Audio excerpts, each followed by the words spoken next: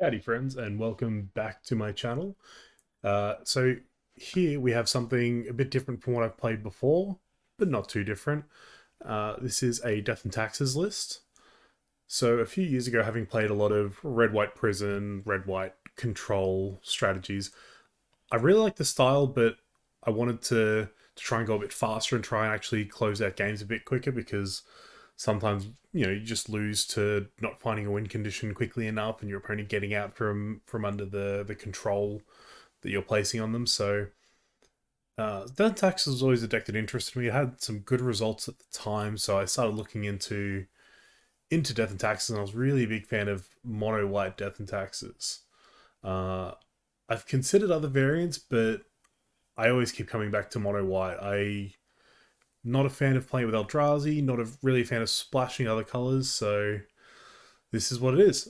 Since the release of Zendikar Rising, Mono White has come back into popularity, which I've been a big fan of. And since Modern Horizons 2, we've got even more power. So here's my current list as it stands in paper, and this is what we're going to play through a league today. So we'll start with the mana base. So the first thing we've got is 4 copies of Ghost Quarter. This is standard land destruction for Death and Taxes lists, which sometimes will run up to 8 land destruction effects, sometimes we'll run Field of Ruin, Tectonic Edge. I'm just running the 4 today, and I'm running Ghost Quarter because I am still on Leonin Arbiter for now. And I think if you're on Leonin Arbiter, one of the strengths is turning Ghost Quarter into a strip mine effect, so we are sticking with Ghost Quarter for now. We have 4 copies of Horizon Canopy style land, so 3 Horizon Canopies, 1 Sunbaked Canyon. The actual split here doesn't matter, this is just what I have on Moto. So the purpose of these is they're just a white pain land, which we can kind of get away with. But as we're a 23 land list, this helps us mitigate against flooding a little bit, which is helpful. Something new we're trying from the Dungeons and Dragons Adventures in the Forgotten Realms set is Cave of the Frost Dragon. I've previously, in these 2 slots, normally I would have another Plains and a Castle Ardenvale. I think with how the list is now, I actually prefer Cave of the Frost Dragon to Castle Ardenvale. Making the 1/1s doesn't feel as relevant when we're already weak by having a lot of X1s in our deck.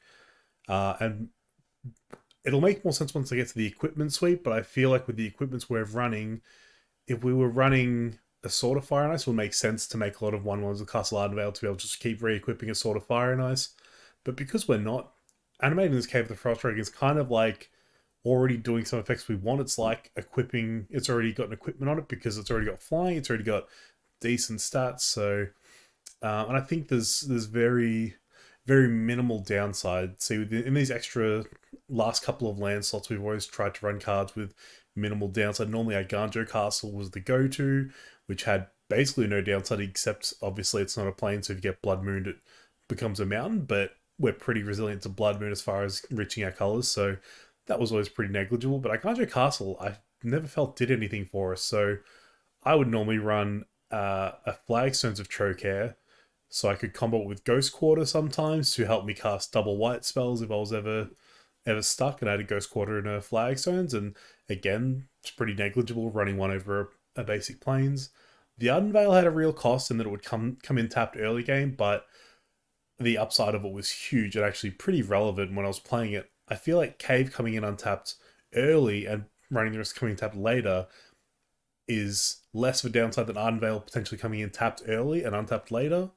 And I think the effects are pretty similar, but I actually think I prefer Cave the Frost Dragon's effect in this list and in the current meta. I've got a bunch of basic planes, obviously, and our last 4 lands are for Mishra's Factory, which is what we're running today over the extra land destruction effects. So Mishra's Factory is a nice little man land. It only costs 1 mana to animate, which is insane. You can, get up to 4 lands with 2 Mishra's Factories and attack with 2/2/2s if you've got nothing to play. Really supports the playstyle of the deck. And its tap ability comes up a surprising amount in that we can animate it a Mishra's Factory and then block with it and tap it to make it a 3/3 blocker. So big fan of Mishra's Factory in the current list if you're not needing too many land destruction effects, which I feel like we're not with Titan falling out of the meta pretty aggressively and Tron going down in the meta a little bit. So now we'll go to our spells in the main deck. We have 4 Giver Runes, just a great way to protect our creatures and keep Our taxing creatures in play are very good with cards like our Stoneforge Mystic to ensure that to give us more chances of that actually being able to drop an equipment into play. We have the 4 Paths to Exile. Not as popular these days. Paths actually kind of not great in the current modern format, I don't think. But as I am still in the Urn Arbiter, I do still really enjoy my Paths to Exiles in this kind of list. I think if you were looking at Cutting Arbiter, which is very realistic in the current meta, like a lot of lists are moved off Arbiter, you get to upgrade these paths into something else potentially. But I think for me, I still like leaning on Arbiter, so I am sticking with paths. For Aethervial, this is part of the big strength of the deck. It's why we can get away with stuff like Cave of the Frost Dragon and Mistress Factories, provide that utility and, Ghost Quarter destroying lands and Horizon Canopies drawing us cards. And we just get to do cool things like double spelling, like, putting a Thalia into play and a Sanctum Prelate or whatever else. It really lets us. I think a big part of the strength of this deck is our ability to abuse Aethervial, like flashing stuff in response to our opponents so they can't interact with our. We get to answer their stuff, they don't get to answer our answers effectively. And lets us just flood the board quicker and lets us take advantage of our utility lands. Again, I'm on Arbiter. It's not something that's commonly done these days. A lot of lists have moved off Arbiter. I understand why. I think I'm more comfortable still running Arbiter and getting to run these cards that are fantastic once you have an Arbiter. They're not awful if you don't. Like Ghost Quarter against Tron and Titan is still a fine card without an Arbiter. It still does what you need it to do. And Path is still good if your opponent has a giant creature you need to deal with. It still does its job as it always has. There is tension with the next card, Stoneforge Mystic, but generally you'll play the Stoneforge Mystic before the Arbiter, unless the Arbiter is really locking your opponent's actual strategy out. And the reason I like Arbiter as well is because it's a very easy card to sideboard out. If it's even at its best, it's not always crazy good, so it's very easy to sideboard out if you have like very good sideboard cards and not much that you want to cut. Not a good excuse, running a mediocre card so you can sideboard it out, but I feel like that is part of the strength of running Arbiter.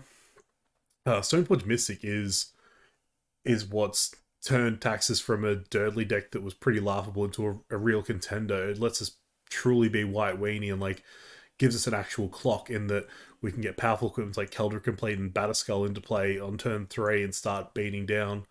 And again, Giver of Runes turn 1 into turn 2 Stoneforge Mystic is one of our strongest plays in the build now. Stoneforge Mystic is a house. Getting to flicker it and tutor up more equipment and flash in equipment to block or to do things your opponents are expecting is fantastic. Next is Thalia, one of the mainstays of Taxes.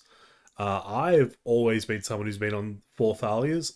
Currently, I'm only on 3, purely to try and like squeeze some extra slots into the deck because of what the current meta is like at the moment. I actually really like Thalia and would almost never go down to 3, but with the meta how it is at the moment, and with our 2-drops especially being kind of congested with Stoneforge and Arbiter and things like that, I don't mind going down a Thalia here. I think if I can, I'll eventually go back to 4 Thalia, but for now it is on 3. Flickwisp, similarly, normally on 4 of, currently on 3 of. The X1 bodies are kind of weak in the current format. Flickwisp's ability is good, but there's a lot of removal, so if you try and flicker something for value, often your opponent will remove it and then they'll interrupt you. Like Fire Ice is very popular, so it gets to take down Flickwisp and a Thalia sometimes.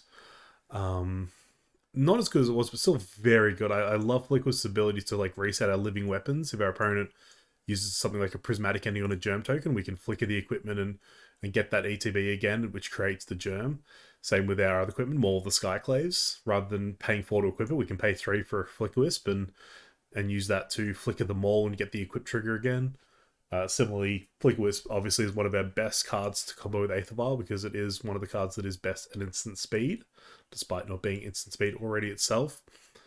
For Skyclave Apparition, this is the card that I think got Death and Taxes back on the map. This card getting printed, I always argued in Death and Taxes that our 4 path was not enough. I've always said that you need to run like 2 Dismembers or like 2 Winds of Abandon, 2 Declarations. So you need to run like 6 removal spells because the 4 path were not enough. Skyclave has let us run crazy amounts of removal now. We're very efficient at like interacting with our opponent's boards now. Skyclave not only being able to deal with creatures, but being able to deal with like enchantments and artifacts. And in the past, like we'd have to Flickwisp away an Ensnaring Bridge to get a lethal attack in. Now we can just permanently exile with the Skyclave. And if our opponent kills it, they only get a token. They don't even get their actual card back. So, very big fan of Skyclave. Uh, the last two 3-drops here are Sanctum Prelates, which a lot of people would be running the Archon of Emeria here, which is the 2/3 flyer that non-basic lands your opponent's play come into play tapped, and each player can't cast more than one spell per turn. Sanctum Prelate's trying to do a similar thing. I'm not a big fan of Archon of Emeria. I wasn't running it before. I tested it and I didn't hate it. But for me, I'd rather have Sanctum Prelate, which is good at a lot of the same matchups, doing a lot of the same things. And these two Sanctum Prelates are in the place of the 4th Lucas and the 4th Thalia. So because of decks like Cascade, I feel like cards like Sanctum Prelate are needed in the main deck to be able to give us an out game 1. Because especially being a 3-drop, if we're on the draw, it's not going to stop the Cascade decks and stuff. So I think to increase our chance of winning those games, it's kind of necessary to have these. I have 2 Solitude. So if I wasn't running Arbiter, I would probably try and go up to 4 of these because this is the next best thing to be able to run a Path to Exile effect. Or it's actually better, but the card disadvantage is kind of iffy. I do really like Solitude's addition to the Death and Taxes decks. I'm just not quite sure I'm ready to give up on Path yet, but it is a very powerful card to include, even just as a 2 of. We have the ability to take Vial up to 5, potentially to Vial it in, which is nice. It's got lifelink. You can do fun things where like you cheat it in, then you Flicker Wisp it to reset it and get to keep it around forever, which is nice.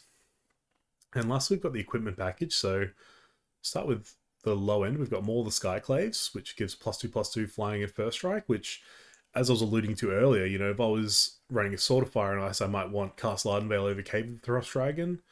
Because Maul is my one that's realistic to kind of re-equip, it's like Cave of the Frost Dragon's already wearing it because it's already a 3/4. This would get +2/+2. It's already got flying, But I found Maul just to be fantastic. For one, if we just happen to have an extra Stoneforge tree we don't need, we can grab this and it's a white card to pitch to Solitude, which is actually kind of huge. We can use it to help protect things like our Skyclave Apparition, our Sanctum Prelate, our Leona Arbor, make them decently big and make them real threats. A real line is to play a Stoneforge Mystic, tutor up more Skyclave, next turn pay the 3 mana to equip it to Stoneforge and just start beating down with the Stoneforge. I've much preferred this to Sword of Fire and Ice recently. My mentality with equipment is I like to have options as to whether I think Stoneforge is going to die or live, and I think if Stoneforge is going to die, Maul is very easily castable and has a very powerful effect to affect the board. Next, we've got Batterskull, which has been a recent addition for me. Obviously, in the past, Batterskull was an auto-include, but since Cauldron Complete's been printed, I've been off it. I've actually returned to Batterskull recently and been loving it. Just having extra ways, like if you play a Stoneforge, cheat a Caldera into play, you can flicker it, get a Batterskull, cheat a Batterskull into play. Batterskull, surprisingly, with our mana, it's very realistic to actually equip Batterskull if they kill the Germ. Being able to bounce and redeploy the Batterskull's surprisingly relevant, which is something I thought wasn't relevant enough to want it when we've got Caldera Complete, but it's actually proved very useful. And lastly, of course, we've got Caldera Complete, the best thing to cheat into play with Stoneforge Mystic. It's a 5/5 with First Strike, Trample, Indestructible, Haste, and when it deals counter damage to a creature, exile that creature. If for some reason that creature would happen to survive combat with it, then it gets thrown in exile, which is awesome. Not realistic to cast or equip it, but it is possible. I have done it before. But this is what I was talking about with I like to have a plan for if I think in the matchup or in the board state my Stoneforge is likely to live or die. If I've got a Giver of Runes, I probably assume Stoneforge is going to live and I can pretty safely get a Caldera. If I'm sure it's going to die because my opponent's playing red-black and I've got no protection, maybe I get a Maul to suit up one of my other creatures. If I'm not sure, Batterskull is a nice mid option where I can just hard cast. If they kill Stoneforge, I just hard cast it in a couple of turns. If Stoneforge lives, I just get to cheat it into play and heavily shift a mid-range matchup. The really nice thing about Maul is Maul looks insanely good on Batterskull or on Caldera, on the Germ that's being created from those. So Maul is very good at supporting these two. Not that Sword of Fire and Ice isn't, but I think Maul, giving either of these things flying is just going to be game-ending. Moving on to the sideboard. So the first card you'll see here is Burden Forge Tender. A bit of a strange one. I've run it in the past, this is before like Selfless Savior existed. I think even before Selfless Spirit existed that I ran these. And it was when decks were running around that were full of Anger of the Gods and things like that. With Kozilek's return existing, it's likely that those same decks that were running Anger of the Gods now have colorless red sweepers, so it's less useful there. The reason I'm running it is to just give us extra outs to the Ragavan Darcy decks. Playing a Baron Fortuna on our turn 1 or off turn 1 Vial is just going to stonewall any Ragavans an opponent might have, or any Darcys until they get Delirium. So, not entirely necessary, just like a hedge. Because the current meta looks like that, it's easy to just throw 2 slots in our sideboard into these and like really tighten up that matchup, I think. Next, we have Drannith Magistrate, which is for the Cascade decks, like the Rhinos and Living End matchup. This stops our opponent from being able to cascade into those free spells. And the nice thing is it's 2 drops, so we can get in early off the Vial, or we can get it down the turn before. Like if we're on the draw, we wouldn't be able to get down something like a Sanctum Prelate before our opponent would actually get their cascade off.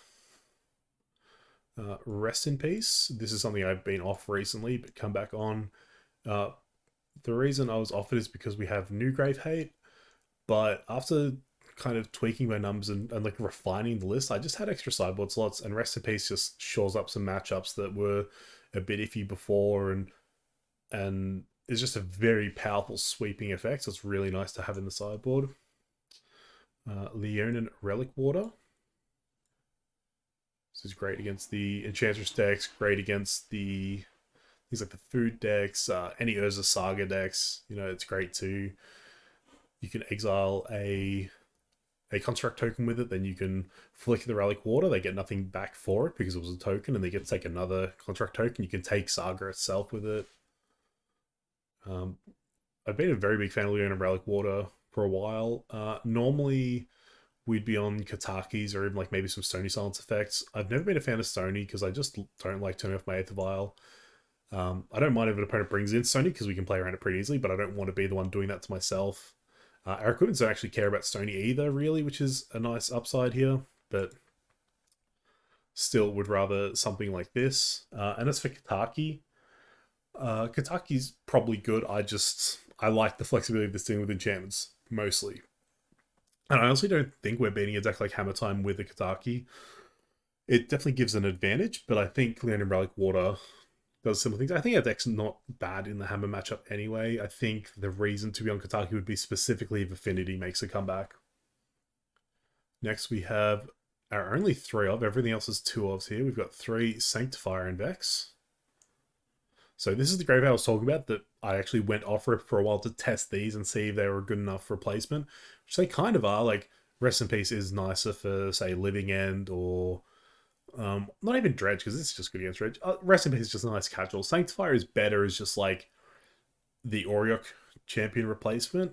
Doesn't replace the life gain, obviously, but it actually gets to like, you get to suit this thing up and beat your opponent to death while they can't block it, which is fantastic. Sanctifier is just a very hard card for some of the bigger decks in the meta to deal with. Like, they have to run like Engineered Explosives or Pirate Spell and actually be able to deal with it. So I think for us, like being able to flicker it or use Giver of Runes to protect it, it's going to win games by itself. Mind Sensor is a card we ran for the Amulet Titan matchup. Something that's not as relevant as it used to be, but it's kind of just a fine card to bring in, unless if your opponent has like burn spells that can deal with X ones, it's kind of rough, but like it kind of gets to come in a lot as just like extra arbiter effects if your opponent is searching their deck a decent amount. It's always the card that's been iffy in the sideboard. Recently, I've kept it. I had actually taken it out at one point. Recently, I'd brought it back in at the start of the Modern Horizons 2 meta to deal with Titan because it was big at the very start because it was one of the better Urza Saga decks. And because I was off the extra land destruction, it was my concession to like, if I verse Titan, I have 2 Mind Sets to the board and that should clean up my matchup. Not as necessary, but we'll see how it goes in the matches. And the last cards are 2 Phyrexian Revokers. These are another card that I'd gone off because I thought Sanctum Prelate replaced them in the matchups where I needed them. These Prelates actually used to be in the sideboard. But again, since refining the deck list and tightening a few of the numbers, I had extra room for the Rest in Pieces and actually had extra room for the Phyrexian Revokers. So I thought, I'm not actually a big fan of Phyrexian Revoker and Death and Taxes, but I feel like it's a necessary evil, and like I think similar to how even Mind Sensor just means the Titan matchup should be shored up just by running these few cards. I think Phyrexian Revoker makes the control decks that are Planeswalker heavy or like that are relying on their Planeswalkers. I think that makes those matchups much more in our favor and like really gives us a real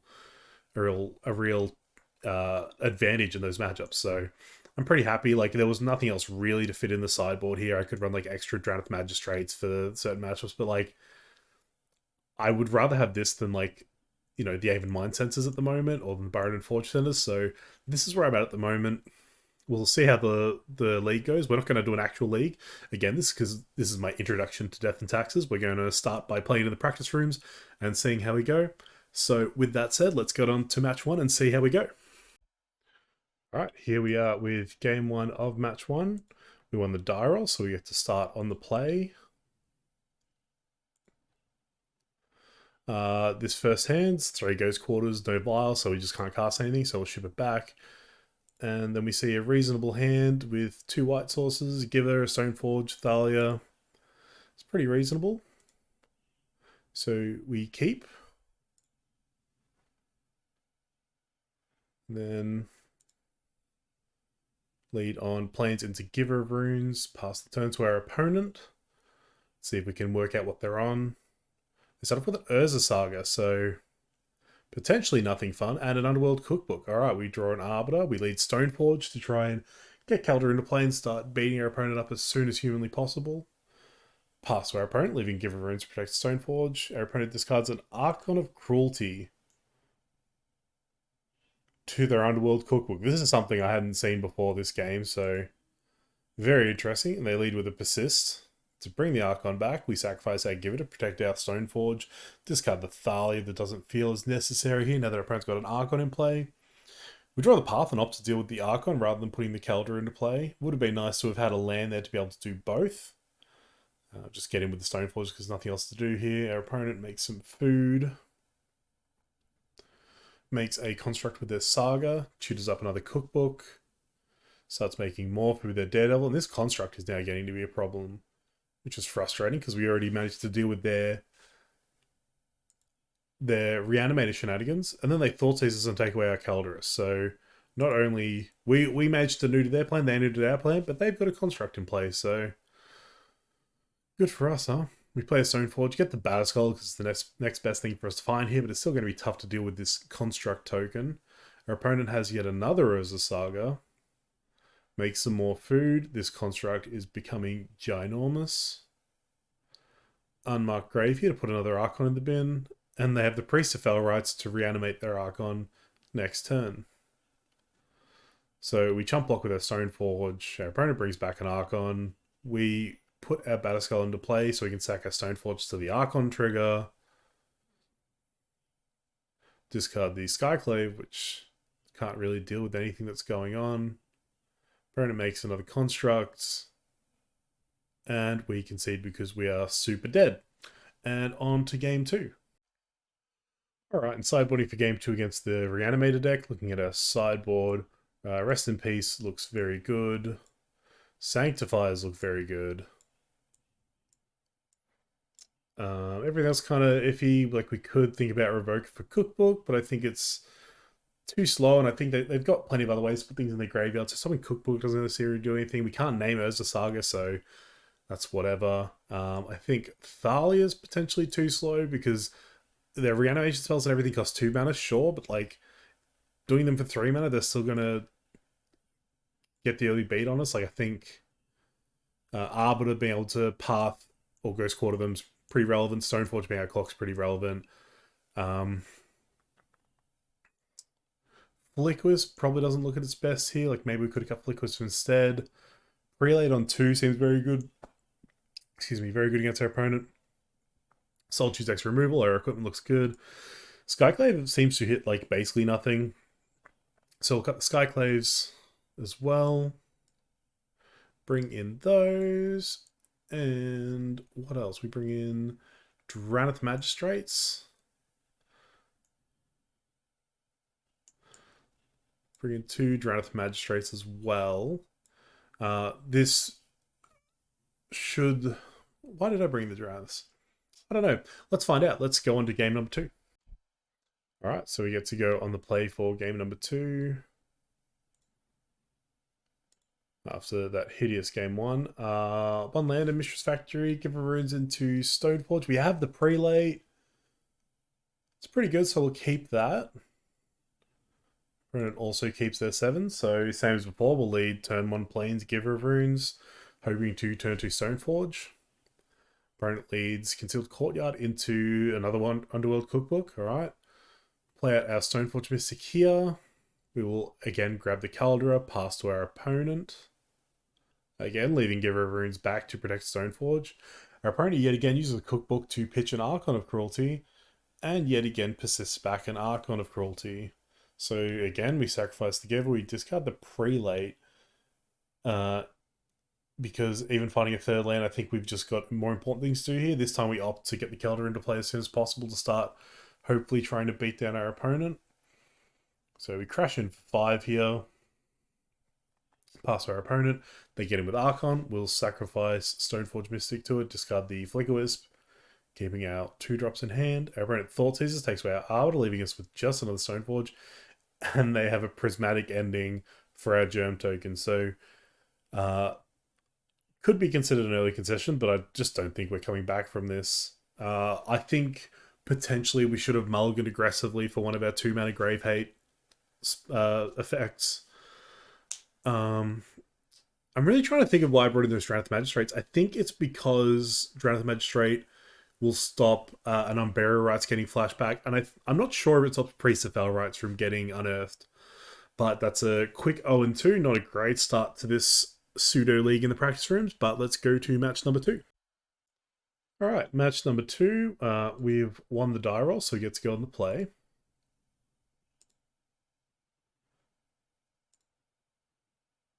Come on, what are we doing?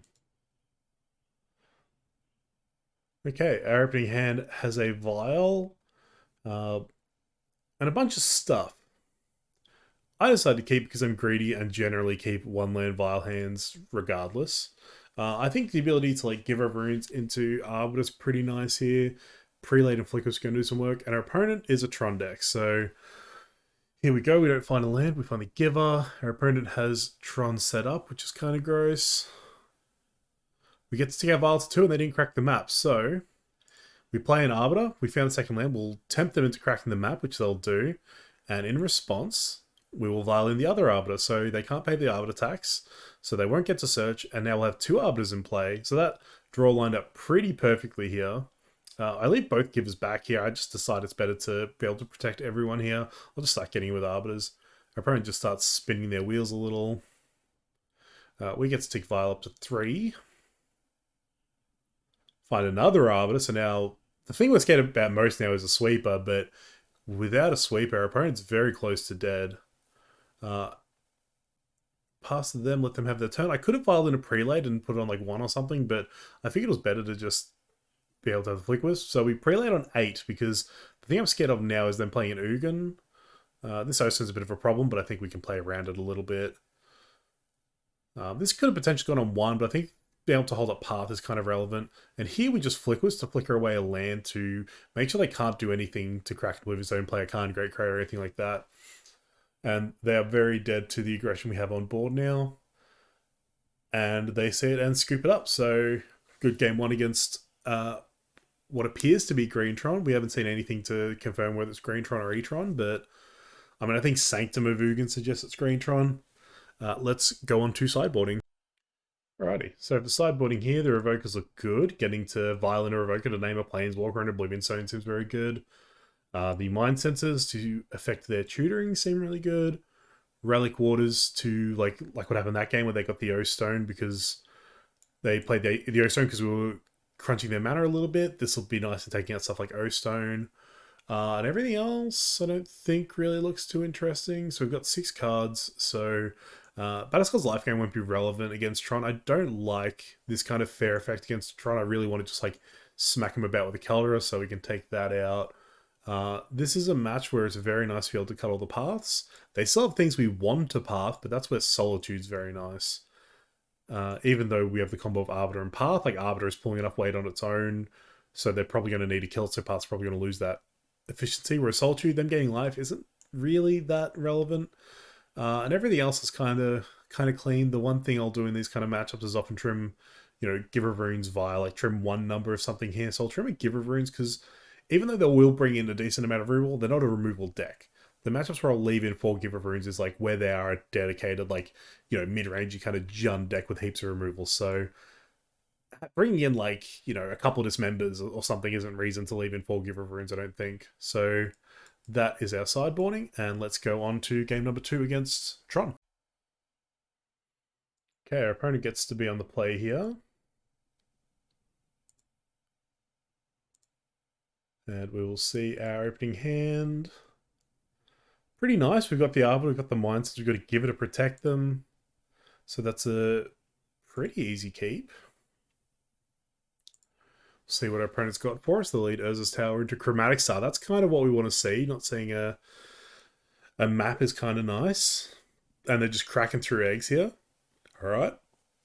I'll play out an Arbiter. Hope that this might be good enough. They crack another egg. They find a second Urza's Mind. So they kept 7, which feels kind of iffy. So it means they must have some sideboard cards, I would assume.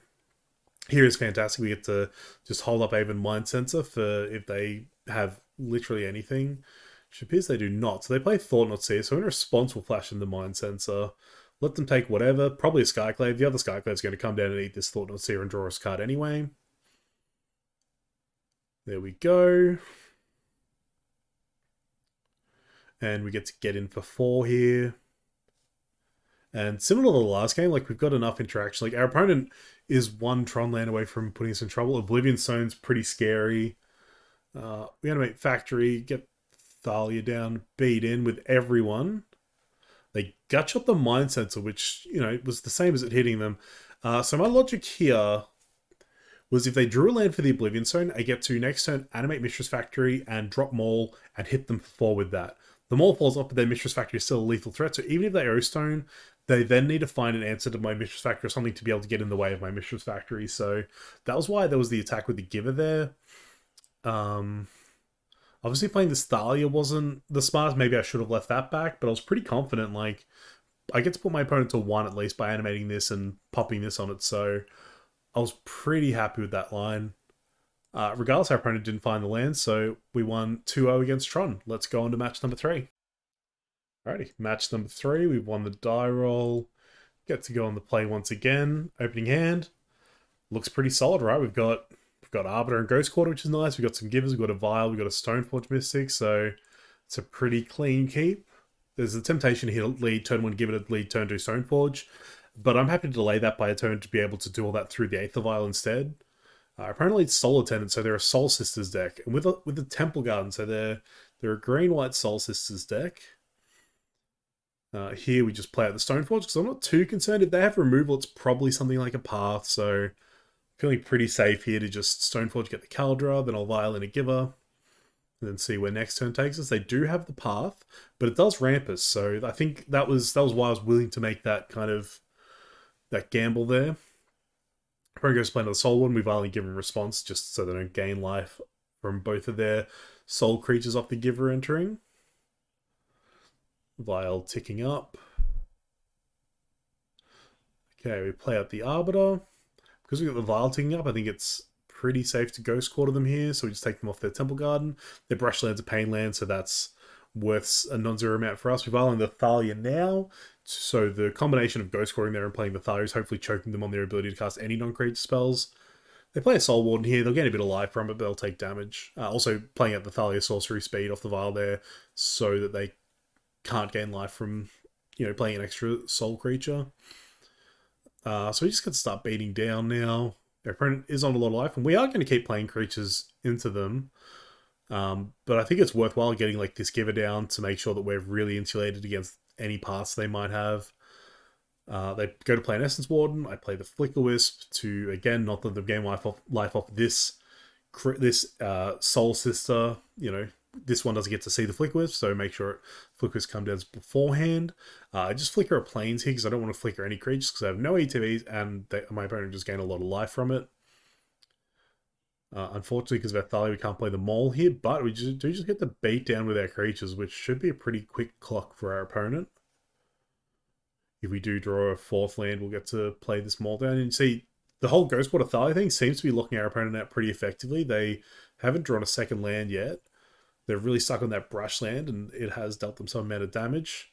I'll drop them all here onto the Giver because I feel like leaving the other Giver back to protect it is fine. And like this way, we actually increase our clock by a lot because that Giver of Runes extra point of damage is now coming in. If we're attacking with the Givers on the ground, I'd be less confident on it. But like our opponent doesn't have favorable blocks against Thalia because of First Strike or against Arbiter, just being a 2/2. Flicker's flying, making the Giver flying gives us a very real clock, even if they do decide to start chump blocking. But our opponent scoops it up there. So let's move on to sideboarding against Soul Sisters. Okay, so looking at our sideboard cards, they were green white, so Brighter Porch Center doesn't appear to do anything. They seem pretty fair. I don't think Drana's doing much against them that I can see. The only consideration would be like Windbrisk Heights, which I'm not going to play around until I see it. Rest in Peace and Sanctify, they didn't appear to be a graveyard deck. Again, they're not a red or black deck by the looks of it. Relic Water could be a consideration, but we didn't see anything that told us it had value. They didn't even appear to have fetch lands, so not sure about Mind Sensor. And Revoke, we didn't see anything there. The one thing I am thinking is that the only thing to name with Prelate is 1 to stop path. That's the only thing we saw. We have our own paths, so I think we just get to upgrade those to the Mind Sensors, which, again, the Mind Sensors didn't appear to do much, but like this 3 mana 2/2 versus this 3 mana 2/1 flyer, I think the 2/1 flyer has more value here in not being able to just be blocked by their dorky creatures. So we're going to go with that, and we'll see how that goes. All right, game 2 of match 3 against Soul Sisters. Our opponent gets to go on the play here. Our opening hand is Giver, Stoneforge, Path, 4-lander. Send it back. The 4-lander is really what hurts us there. Here we see a couple of Arbiters, a Path, a couple of lands, and 2 Paths. The Arbiters and Paths kind of interesting.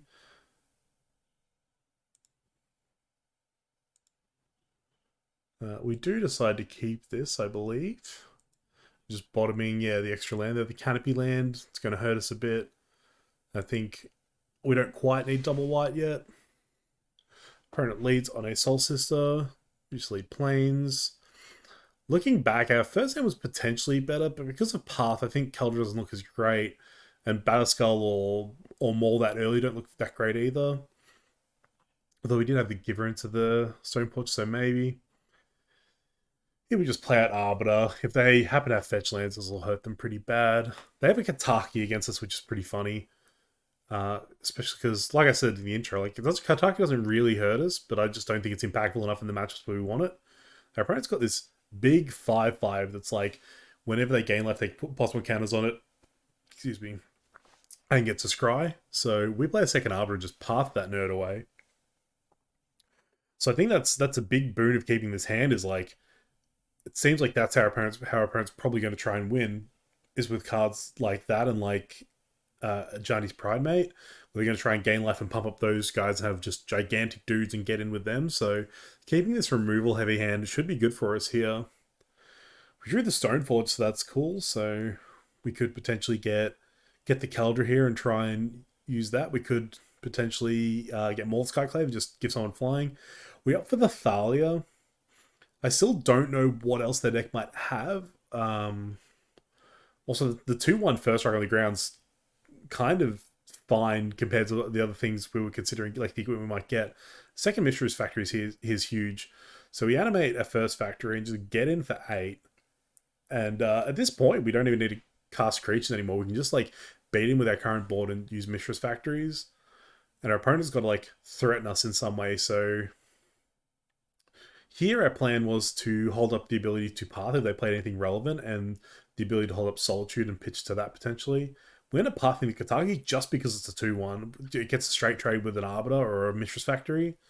So we animate both factories, get in. If our opponent wants to like eat a factory or an Arbiter, they have to put away 2 creatures for it. If they want to trade with Thalia, they have to like sacrifice 3 creatures. So I think having the arbiters out meaning they can't pay for the path meant pathing the attack was correct, making the most of our mana, knowing that we're going to animate 2 factories going ahead here, and our opponent scoops it up. They can't deal with the aggression, which is a big boon for Mistress Factory. That's really what this card does for us.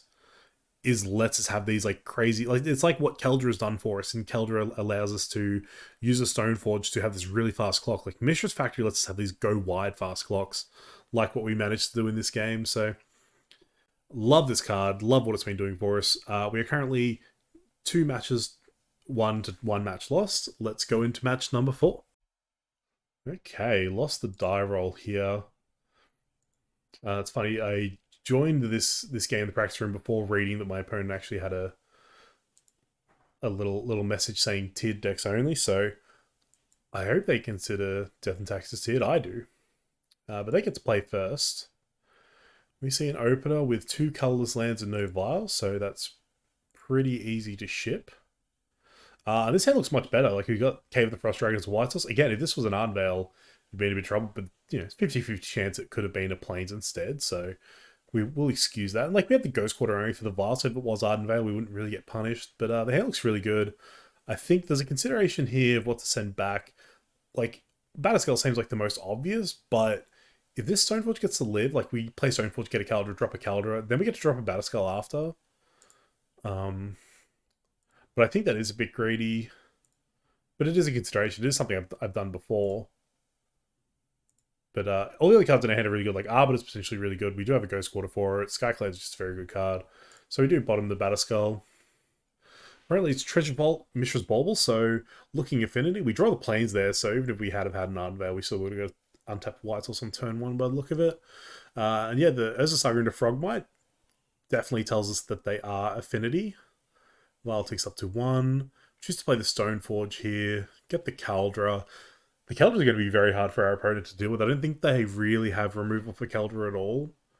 Although looking at Glimmervoid, they could potentially have prismatic endings, because they do have that 5-color source. They get in with the Frogmite, which is fine. Like, they made a 5-5 construct of a Frogmite, but like if need be, we can just leave this Caldra back on defense, and their constructs like aren't scary at all. So we'll drop the Caldra into play. The Saga is looking kind of scary. So I think the play here is to Vial in an Arbiter and then just Ghost Quarter away the Saga. Although there was a consideration, if we destroyed any of their other lands, they couldn't activate Saga to make a construct, and then they would have sacked us, so it would have been down 2 lands. I'm just worried about what they might have been able to get off the Saga's trigger, like what 1-drops, like maybe a Pithing Needle that could punish us or something. Opponent gets in here. I realize Arbiter's not going to hold a lot of value in this matchup, so I happily trade it for a Frogmite to save some damage. We just get in with Caldra, because I think we're winning this race. Like, we can just chump block this construct for days.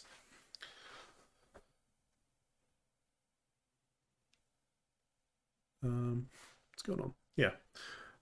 Opponent tanks while whether to block or not. We just throw out a Giver of Runes. Opponent plays another Thought Monitor. They're all looking kind of scary now. Yeah, they're just getting in with a bunch. The Memnite just needs to stay back here. That's fair enough. We vial in the Skyclave. We take away a Memnite because it's just pretty free.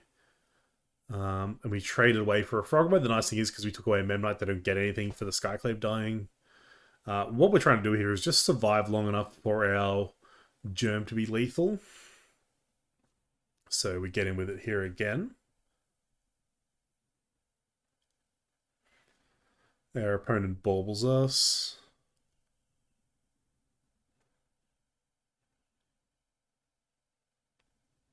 And they apparently tanked on this for a fair while. I think at this point I was like worried that like they were thinking about conceding here, which is crazy because they have a 6/6 construct that's only getting bigger. But like I said, I think Caldra is honestly pretty huge in this matchup. I don't think there's much our opponent can do to deal with Caldra. And yeah, they bobbled some. Whatever they saw on top must have scared them enough to concede. Obviously that draw card button doesn't work, so I can't find out what it is they saw. But yeah, like considering how our opponent had a giant board, this giant thing, like this Caldra was just doing enough. Which, like, I don't know that they necessarily need to concede there. Like, I knew I was doing very well because I could vial in the Skyclave, like, you know, eat like a Memnite, you know, block this and block this with a giver, and then use giver to keep the sky, like things like that. But like our opponent didn't know that, so the concession's a bit interesting. But we'll go to sideboarding and see what we have for the Affinity matchup. All right, so against Affinity, obviously because I was so eager to throw them away in the blocks there, Leonin Arbiter is, this is a matchup where it doesn't look great. Like Path is still a flying card. I think they only run one, maybe two basics, and like just taking down whatever fatty they have is going to be relevant. Thalia on the play is potentially pretty good. Less so on the drop. Like a 2/1 first strike blocker is also good against like Frog Bites. Everything else is pretty solid. This is a matchup where I could cut a giver. I had enough sideboard cards to bring in, but I don't hate leaving them in. Flickless flickering their tokens is very, very strong. Being able to prelate on 0 or even on 1 is it's good enough. And Skyclave's obviously going to be pretty good. Solitude's good. Our equipment package is all pretty good. Like Batterskull's going to get to do some work if we need it to. So the cards to bring in, I think Phyrexian Revoker is a pretty clean one, getting to name things like Cranial Plating if they happen to have Arcbound Ravager. If we did see Arcbound Ravager, we could bring in something like Rest in Peace, because something that gets missed a lot is that Rest in Peace actually turns off the modular triggers. We need 2 more cards to bring in here. So, the Leonin Relic Ward, obviously. Getting to O-Ring Artifacts is real good against the Artifact deck. Let's go into game number 2 against Affinity. Here for game number 2 against Affinity, our opponent gets to play first. Looking at an opening hand with Canopy as our white mana. We have the Revoker. We have a Giver into Stoneforge. A little package going on, so that's capable. I think we're pretty happy to keep that. The paint off the Canopy could be a problem, but I think like with this kind of hand, just getting to put a Keldra into play again is going to stop a lot of what our opponent's doing.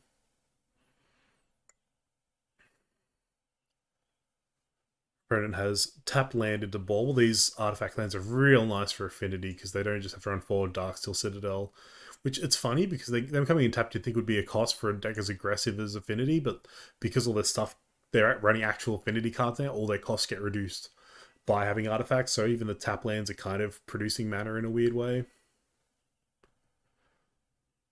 It's very interesting. Like, our opponent seems to tank on these baubles on us a lot. I'm not quite sure if that's like when they decide to go make a cup of tea, or if they legitimately like, because like I said, they had a little message in the practice room thing, like they were waiting for a match saying tiered decks only. So maybe they're like super competitive and like legitimately, you know, thinking 5 plays ahead based on what the top card of our deck is and the 2 cards we have in play are, which is interesting. Maybe we'll see what we draw and make some decisions off that. This is where it'd be great if I still edited it, honestly, because I didn't know, I thought this would just like skip straight to the next action, but instead it's letting it tank on my opponent tanking on the ball. What if I click this? What does that do for me? Nothing. What if I click this?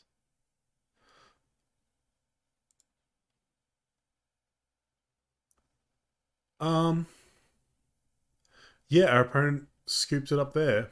So I think they honestly just timed out here. I'm not quite sure. But yeah, I think this matchup was pretty favorable for us. Like we would have gotten to get a Keldra down again. We had the Revoker's backup, which was nice. So that was match number 4. Currently 3 matches to 1 in our favor. So let's go on to match number 5. All right, here we go for the final match in the practice room. We won the die roll. We get to play first, which is rad.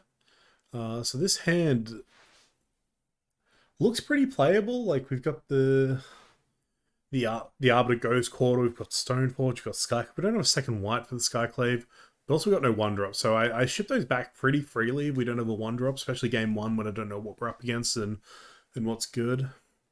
This hand's a bit iffier.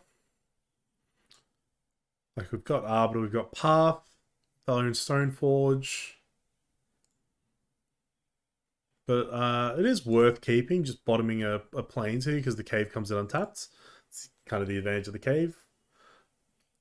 Hold on. What did we... Chose to keep the land and bottom the Thalia instead, I guess. I'm not quite sure what my logic was. I think it was just like getting to 3 to be able to like play Arbor to hold up path. We Stoneforge get the Caldra, our opponents on a City Brass into a Gemstone Mine. They cast Sleight of Hand, so not quite sure what they're up to yet. Here we just drop a Caldra in and start beating down. Our opponent has another Gemstone Mine. They have a Phyrexian Unlife, so this tells us that they're Ad Nauseam. We ripped perfect off the top to a Skyclave Apparition, so we'll take away that Phyrexian Unlife from them. Just beat in for 6. And our opponent needs to win this turn, or we get to win. Their Lotus Bloom comes with Suspend this turn, so not looking good for us. They do have an Angel's Grace.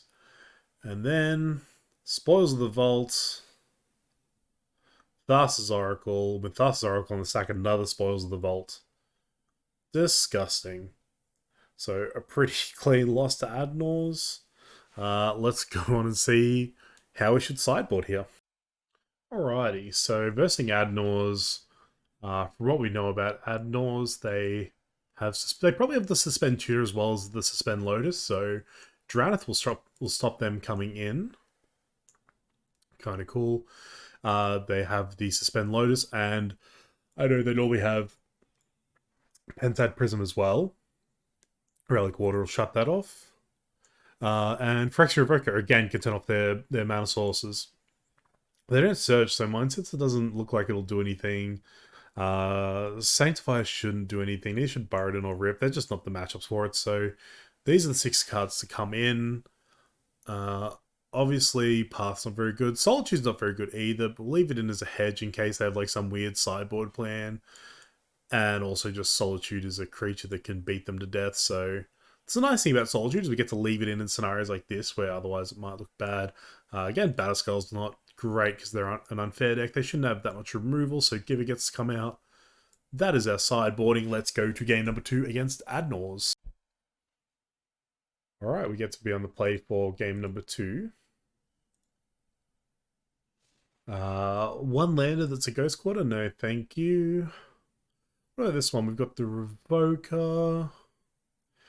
Arbor doesn't look at its best here. Thalia is pretty nice though, getting a Thalia down early, and Stoneforge to get a clock. Yeah, it's pretty reasonable. Just bottom the Arbiter here because it is a card that we don't believe has value here. Just lead turn 1 Cave of the Frost Dragon. Our Brent's Mulligan to 4, that's really good for us. Really good for us. Lead Cave of the Frost Dragon to make sure it comes in untapped. Opponent leads Darkslick Shores. Great time to draw a Vile deck. Well done. Play Stoneforge to get Caldra. We're on the play, so let's push the advantage by trying to get Caldra down and get a clock down as early as possible. Opponent has a Seacrim Coast into a Pentad Prism. We drop the Caldra here and start beating in. I think next turn is where we might start to trying to interrupt them now to push our advantage that we've already got. Play the Vile here because it's pretty free. Play out Thalia. They Pact of Negation it. So this is kind of scary because if they Angel's Grace here, then they can potentially combo and win. But instead what they actually had was just paying for the Pact of Negation, which is good for us. So get to take up a Vile here. Playing the Skyclave, taking out the Pentad Prism. The other option was playing the Revoker and naming Pentad Prism. I like Skyclave more here because even if they kill it, they get a... Whereas if they killed the Revoker, they would get their mana, so... beat them down to 3, see if they have anything. Just attack with all the lads. Opponent has an Echoing Truth, but we were wise enough to attack with all to like still force lethal. They had to pop their Angel's Grace there to survive. But we got them. So 1-1 in the final match. Let's move on to game number 3. Alright, here we are for game number 3 of the final match against Ad Nauseam. Our opponent gets to go on the play. Very scary prospect for us. So this hand, this has a nice clock in the like whole Giver Runes into Stoneforge thing. Our only interaction is Thalia. So we do ship it back. We see a 6 card that is basically the same but doesn't have the Giver. But again, like, you know, you get to get away with the gamble on a 7. Depends on the deck you're playing, but in Modern especially, Decks are so consistent, so fast. I think that you do get to like gamble that 7 away pretty freely. We choose to send this back as well. This 5 is, it's got a lot of sideboard cards, but it has no white mana, so we have to send that back. And at this point, we're just going to keep a 4 here. So what we're going to bottom here, I would assume, God, even like we might have to lean on Arbiter Ghost Quarter here, which is kind of rough. We'll lean on our top decks. Keldor is the first one to go, which is pretty obvious. I think Flickwisp could probably go, and we probably just, no, we just keep 2 land Arbiter Flickerwisp. Yeah, it's probably one of the better chances we have. We need to draw good here, though. I think one of the reasons I might have preferred bottoming the Flickerwisp is that now we're kind of relying on drawing lands and drawing relevant spells, whereas we bottom the Flickerwisp, we're just relying on drawing relevant spells. But it doesn't matter, because our opponent has a turn... What turn is it? Turn 2? Angel's Grace into Thassa's Oracle into Spoils of the Vaultwind. Turn 3, because they turn 2 Pen-Dead Prisoned. So, it doesn't matter that we mulligan to Oblivion, because none of our sideboard cards could have dealt with this. This is just... It's just nuts. Like, I guess if I had a turn 2 Thalia, I could have stopped them from winning that turn, but they would have won, like, the next turn anyway, so that was just, like, one of their god hands, and our interaction just really doesn't line up against them, so it's unfortunate, but, you know, Ad Nauseam isn't a huge deck in the meta, so I don't mind losing to fringier decks like that. Kind of ironic me saying that playing Taxes, but Taxes is, you know, technically somewhere in the meta. But let's go to the post-league wrap-up. Alright, so 3-2 overall. Pretty happy with the result, honestly. Like, our losses being to Ad Nauseam and to that weird reanimator, like the food reanimator deck, which I hadn't seen before. It is a thing, I've looked it up since, but I just, you know, they led a turn 1 cookbook, and I just kind of expected, oh, this is going to be a fair mid-range thing, and then they're like, here's an Archon of Cruelty. And, you know, kind of okay to lose to nonsense at this point. Like, I probably should have played better in the post-board game. Like, I should have just aggressively mulliganed. I brought in 5 2-mana ways to interrupt their combo, so I probably should have mulliganed to those. But with that said, for if I had gone to a game 3 and I'm on the draw, like, I don't get to resolve these before they get to reanimate their dickhead anyway, so it is what it is. Our wins were pretty nice. Like, it was weird against Affinity. Like, maybe our opponent decided we weren't a meta deck once we went into game 2 and decided they were done letting us try and do fun things in Modern. I mean, not that Death and Taxes is fun for the whole family, but pretty happy with the list. Like, all the numbers are pretty clean. Like, Arbiter did do some work there. Like, there was that game where we Arbiter Ghost Quartered into a Thalia, and just like our Soul Sister opponent just could never cast relevant spells for the rest of the game. They just got stuck on that one land.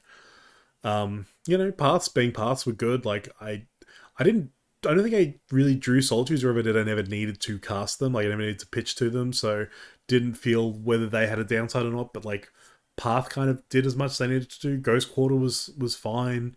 Cave the Frost Dragon never came up, in that, like, it was never needed as a man land, but every time I had it, it never punished me for coming tapped, which is something to note. I never drew up any Horizon lands, so that's what it is. The Mistress Factories, though, that one game against Soul Sisters, they were just insanely impressive. The Give a Stoneforge package is great. I think my equipment suite's great. Maul did come up. I did maul up a Giver, which, if that had been a sort of Fire and Ice, that wouldn't have happened. I think I'd won that game anyway, but it's whatever. Baskel, I don't think came up in the league. Keldor was amazing. Baskel didn't come up, but I think that's fine. Prelates, I think I just never drew them. Would have liked me against like Admirals and stuff, but oh well. Skyclaves were good. They're just a good card. Flickerwisp was nice. Just being it's like, even when it's not good, it's still fine because it's 3-mana 3-power flyer. It does work. Thalia was kind of nice. Sideboard felt really good, honestly. I was pretty happy with it. Mind Sensor was nice, and it just kind of came in flexibly sometimes. I think what I would want to change for next time is I want more of, like, if I had more of this effect, more of these kind of like really like specific, I don't know, like spell-based hate kind of, I think I would have done better against the 2 matchups I lost. which I think is yet again like, as much as I'm not a fan of it, I think it is an argument for Archon of Emeria. This guy just like, I'm running Prelate over Archon main because I like Prelate and I don't like Archon. So if I only have to run one in the 75, I'd rather it be Prelate. But I think if I want to add Archons, then the Prelates are the sideboard cards and the Archons are the main deck ones, even though, like, it's like me running Revoke and I'm not a fan. Like, I will admit that Archon is the main deck card over the two of them. Like, being a 2-3, like, if you're versing the Rhinos matchup, you know, and you resolve Archon before they've resolved a Cascade spell, they just can't deal with this. Like, they have to petty theft it. Like, all of their removal deals 2 damage. So it's a fantastic card for those kind of matchups. And even if they petty theft it, they then can't Cascade the same turn. So very nice. If you have a Vial, you can just like vial it back in. Fantastic. I think for the prelates, I think it's at that point we can cut the mind sensors. Again, they're mostly for the Tide matchup. They're coming against Tron, but like I don't know. We don't need it against Tron. I think the consideration is Titan is currently not in the meta because of the red-black decks, the red-black like Darcy Ragavan decks with Unholy Heats, because Unholy Heat is very good against Primeval Titan. So if the meta shifts, I think it's very clean to just like, these are excessive, but it is too short up that matchup. So I think if the meta shifts and Titan comes back, we get to pretty freely just turn these back into Mind Sensors. So otherwise, I think I was pretty happy with the list. There was nothing that like didn't perform how it should have or was unimpressive. So I think I'm happy to just run this back and in the next league I play with it and see how it goes. I mean, Death and Taxes is back in the meta. It feels very good. Like the 3 matches we won, we felt very dominating in. Yeah. Thank you for watching, and until next time, bye-zy.